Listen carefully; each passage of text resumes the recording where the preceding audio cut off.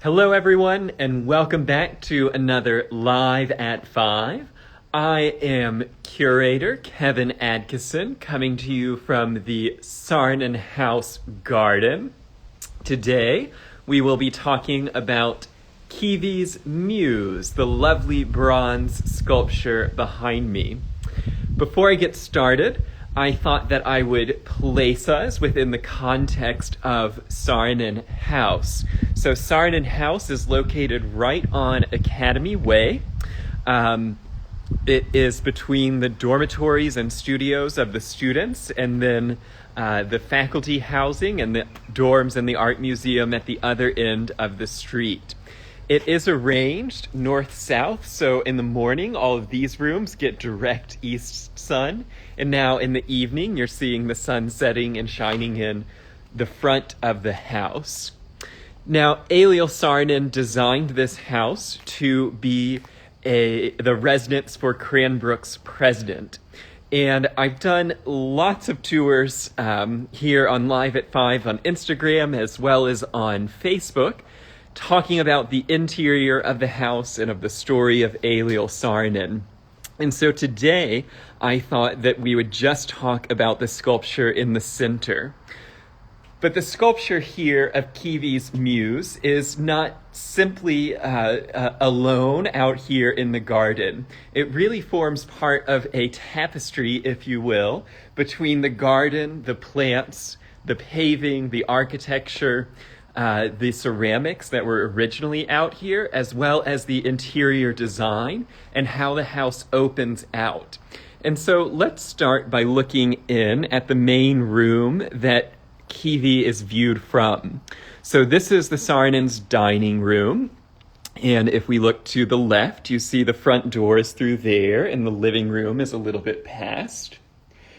And so as a visitor, you would have come in through the front door into the living room and then sat for dinner. And if you had I would say the best seats in the house across the table, you would have behind you this tapestry showing a tree with birds woven by Greta Skotsker Lehettinen. And then opposite this tapestry of nature, we have the actual nature in the courtyard. If we look down at the ground, we see the rug, which is a square rug with an octagonal pattern. We see that the table has an octagonal base that fits perfectly on the octagonal pattern. And even the corners of the room, the corners are cut so that you have this sort of square room with the corners cut off. It is, I suppose, technically an octagonal room, but octagonal architecture is its own distinct history, and I'm not sure that this room quite makes it. It has the overwhelming feeling of a square. But remember these shapes and the scene that we see, and turn around, and what do we have? We have a square courtyard with octagonal pavers. And here, in the earliest drafted drawings that are in the Cranbrook Archives collection, Aaltonen initially was actually going to cut the corners off of the pavers. So you would only have a paved octagon at the center, and then you would have corners of grass and sod. In the end, he turned it into a square courtyard that is one dining room squared. So this courtyard is the size of 4 dining rooms put together. And around Kivi stands the Muse at the center of this octagon. Now today we don't have a sort of proper gardening maintenance of the courtyard. And so unfortunately you're seeing it at a less than flourishing design. If you had been back here in 1930, 1931, you would have seen little flowering white perennials around the base of Kivi, and then you would have seen grass here. And the Saarinen's grandchildren told me about having to come out here with scissors, and they would hand cut all of the grass. One battle we have with keeping any grass alive is that this beech tree, which was very small in the Saarinen's lifetime, now cast a shadow over most of the courtyard. Then And I promise we will get to Kivi as we keep talking, but I want to set her up within the sort of overall composition of the house. We see how she is centered on the house, which has a sort of symmetrical composition of the dining room doors being popped out slightly, but then notice asymmetrical windows from the more principal to larger guest bedrooms, to the living room window here, to the smaller staff bedroom and sitting room, and the staff pantry and kitchen there. Then there is the glorious porch on the side, which has these columns and then opening for the Saarinens had a dining room set up here, as well as some chairs. This is modern furniture and cushions now. But notice how those columns and opening repeat what you see in the garden area as you come down 6 steps, and you see the art museum with its row of columns and openings. And there is this sort of symmetry between the Saarinen's porch and then the art museum.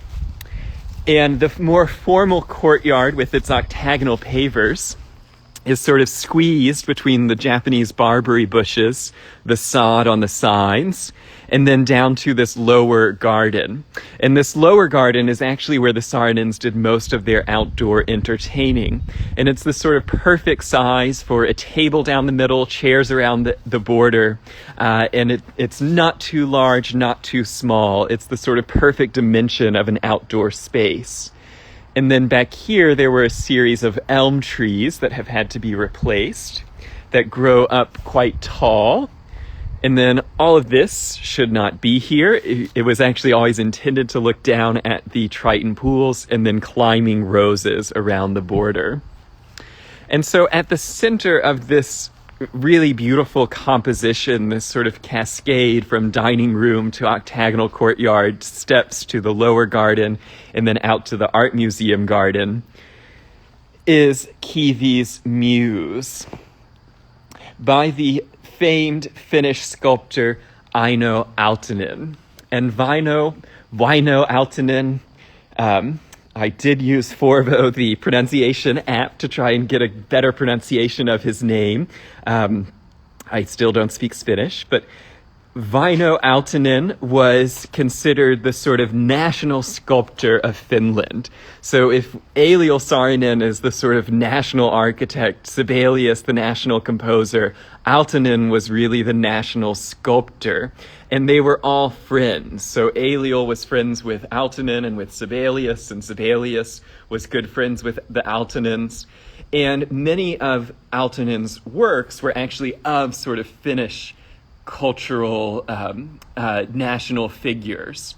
He was born in southwest Finland, outside of Turku, which is the sort of intellectual heart of Finland, in a little town called Hyvinsalo, Finland. And he studied at the School of Drawing at the Turku Art Institute. And he did not study sculpture, so he studied drawing for 5 years, but he had an inspirational sculptural experience when in 1923 he went to Italy. He already knew actually how to work in marble because he had been a trainee under a stonemason. One of his uncles was a stonemason. And when he went to Italy, he fell in love with sculpture, with classical antiquities, but he also fell in love with cubism and with futurism, which it's a little hard to believe here, looking at our sculpture. This was sculpted in 1926, that at this point, Aaltonen was a sort of Finnish cubist. And his paintings and drawings, he would never sort of return to representational art. He continued to practice as a cubist in flat art. But in sculpture, he continued to work in this very nationalist nature, in this very classical form that was sort of universally popular across Scandinavia. So think of Carl Milles in Sweden and other sculptors in Norway and Denmark. It was all sort of classical nudes, classical inspiration through this modern lens. Now, I actually left my laptop inside because I had a photograph I wanted to show you of the sculpture as it sits in Turku. So Kivi's Muse here was sculpted in 1926. This is a 1930 cast. And she was originally sculpted as part of a civic art project, a competition that Aaltonen won to commemorate the great Finnish poet Kivi. And so Aleksi Kivi was he wrote the national epic. He was Finland's most important poet. And in the original piece in Finland, Kivi is actually seen with his muse. So the muse is sort of walking up to him and resting her hand on the great poet. I'm going to leave the camera here, and I'll play the part of the missing Kivi. So here I am, Finland's greatest poet. Great to see you all. And in the original sculpture, I would actually be laying here, quite muscly and very classically beautiful, with my pen sort of looking up. So I think you've got the effect now. Just Google image Kivi's muse or Kivi Memorial Turku, and you will see the original. Why exactly we have a copy without Kivi, I'm not sure. I don't know what the artist's sort of intent was in producing the sculpture without the other half, because she was, in its original form, the way she was sculpted, it was an integrated sculpture grouping of two figures in this sort of national commemorative celebration of Kivi, the poet. Now, you may, when you Google image Aaltonen Kivi's monument, you'll see the more famous of his memorials to Kivi is in Helsinki, outside the National Theater. That's much later. That was 1939. This one's 1926. And in 1930, Loija Saarinen convinced George Booth, Cranbrook's founder, to purchase from Aaltonen this sculpture. So it was not the Saarinen's own work of art that they brought with them. It is the Saarinen's friend who they convinced George Booth to purchase this work and bring it to Cranbrook. It was then placed here in the courtyard. Over time, it actually left the courtyard, and for a long time, those of you who have been around Cranbrook long enough know that she was, for many years, over at Cranbrook House and Gardens, and she was sort of in the woods leading to the house and gardens. The courtyard had changed quite a bit over the years, and at one point there was actually a very large tree growing up in the middle. And so this is a 1993 base for the sculpture, and then the sculpture was relocated here.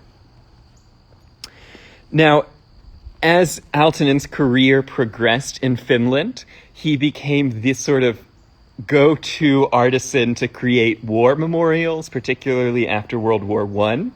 And he was considered to be a national icon. Many of his most famous sculptures were of other Finnish national icons, like Sibelius, but he's also famous for his sculpture of Paavo Nurmi, the great Olympian runner. And so you can see a classically nude Nurmi outside of the Helsinki Olympic Stadium. He's also famous for his sculptures that he did for the Parliament House in Helsinki by Siren. And in the main plenary hall, the main legislature of the Finnish Republic, there are 5 sculptures by Aaltonen, and they are on sort of national topics of settler, intellectual worker, the future, faith, and the harvester. So, what I think is wonderful about the Muse is there are other editions of her without Kivi. And in 1994, the Muse actually was put onto a Finnish stamp to commemorate the 100th anniversary of Aaltonen's birth. He died in 1966. Also in 1994, and this is a sort of interesting parallel with Cranbrook, in the same year that Cranbrook was building the Arrival feature by Wani Palasma, Wani Palasma was also doing a project commemorating Aaltonen.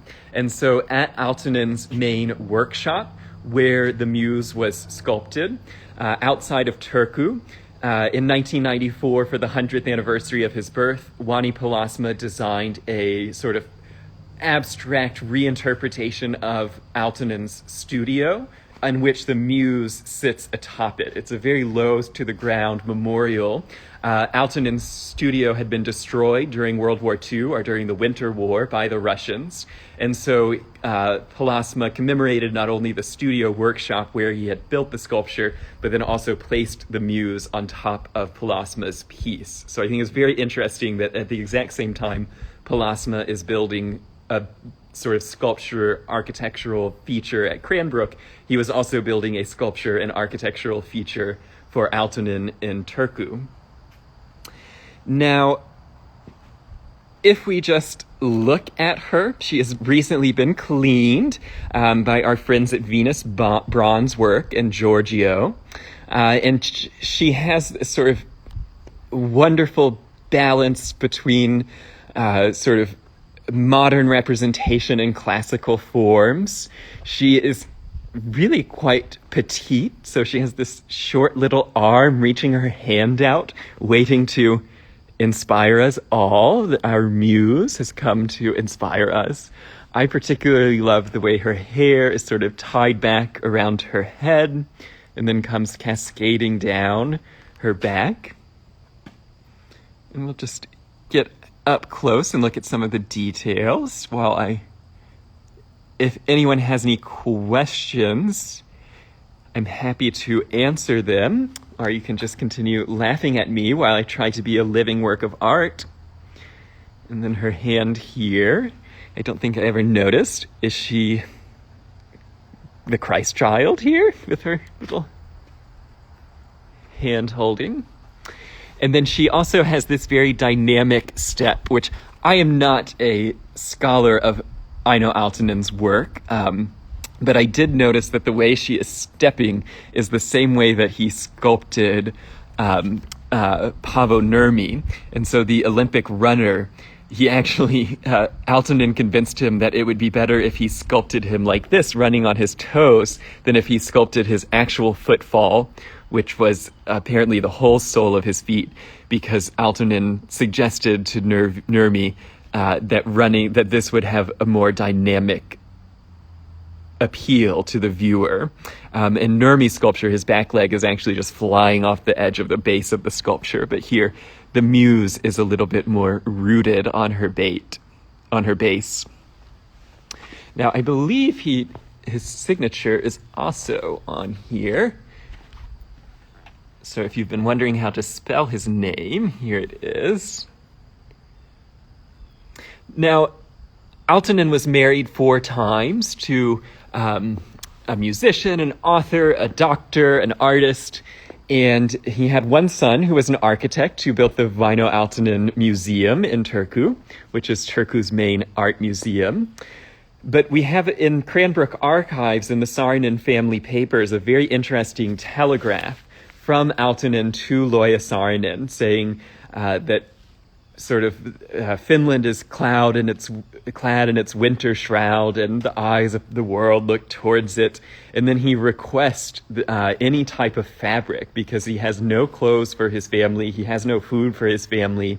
They're in the midst of their war against the Soviets.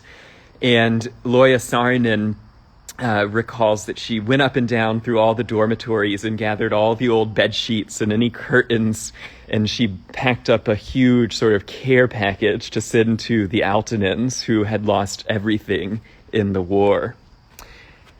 Now, there's also a story of Wäinö Aaltonen being invited to come here to Cranbrook to teach before Carl Milles. I couldn't find where I had read that story, so I'm not sure where I got that tale, but I do believe it is true that he was invited to be here and be the sculptor in residence before Milles was. This is his only work on campus. So I think that you'll agree with me that Aaltonen's work sort of perfectly completes the sculpture, the design of this courtyard and garden, and that it is a sort of inspirational figure, this muse flitting through the courtyard towards the house in her great radiant base of the paving stones. Originally, The house also featured 2 large, like absolutely enormous Pewabic pottery urns that were in this cobalt blue here. And then there were also ceramics that were on display in the niches there. And so it would have been this real harmony between Ailiol's hardscaping, Loya's flowers, the sculpture by Aaltonen, the pottery by Pewabic, and then the architecture. Over time, after World War II broke out, Loya redesigned the courtyard somewhat because she had a huge flowering garden in Finland, and she could not return to Finland to tend to that garden. And so she actually brought in a lot of more tropical plants and annuals, and much more colorful garden here in the later years of Loya's life. Oh, I actually see out of the corner of my eye that one of the anemones from the restoration has decided to make an appearance. So the garden was restored in 1993. That restoration is in need of another restoration, but how wonderful that one of the plants has chosen to come pop back up and say hello. Thank you so much for joining me on this Live at 5. I hope that you learned a little bit more about a sculpture that you've probably never seen unless you came on a Saarinen House tour. The courtyard is a private space now, so don't come looking for her. Don't break into private property on Cranbrook's campus. But do sign up for a Saarinen House tour. They are now reopened. They are selling out. They're every Friday, Saturday, and Sunday. At 3:30 p.m., leaving from outside of the Art Museum. They're led by Cranbrook Center for Collections and Research staff members. And so they're great tours. They're after the 1 o'clock Frank Lloyd Wright Smith House tour.